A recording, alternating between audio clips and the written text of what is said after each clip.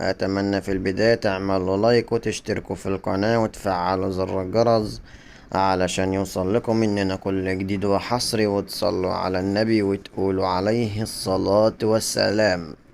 اخر اخبار النادي الاهلي اول باول: رحيل محمود كهربا عن النادي الأهلي وصفقة القرن الأهلي بيخلص فيها، ومحمود المنيسي مرمط ويهين وزير الشباب والرياضة الدكتور أشرف صبحي، وحسام حسن أنا لعندي دلوقتي عامل أرقام مميزة مع المنتخب المصري، ومحمد عبد المنعم يرفض التجديد للنادي الأهلي، والزمالك يخطف صفقة من النادي الأهلي.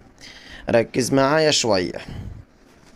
خليني أبدأ باللاعب محمد عبد المنعم اللي بيرفض التجديد للنادي الأهلي. محمد عبد المنعم اللي طلب إن هو يعني يجرب تجربة جديدة بعيدا عن النادي الأهلي. طبعا هو متعالي ومتكبر على النادي الأهلي دلوقتي بعد ما الأهلي عمل اسمه وكبره. دلوقتي بيدور على فلوس قطر وفلوس السعودية. وكمان اللاعب المتألق او اللاعب اللي هو اليومين دول ما بيلعبش اصلا، محمود كهربا، رايح لنادي فاركو. ك يعني رايح، مش رايح بيع نهائي، لا، رايح اعارة لنادي فاركو. فهنشوف الكلام ده هيحصل ولا ايه. وكمان الدكتور اشرف صبحي ابراهيم المنيسي طلع بفيديو ناري وقال انت رايح تقابل حسام حسن في المطار بنفسك وتعملوا له استقبال واستضافة ليه؟ هو عمل ايه حسام حسن؟ عمل ايه؟ ده تعادل مع غينيا بيساو بالعافية. غينيا بيساو اللي احنا اصلا بالناشئين المفروض نفوز عليها.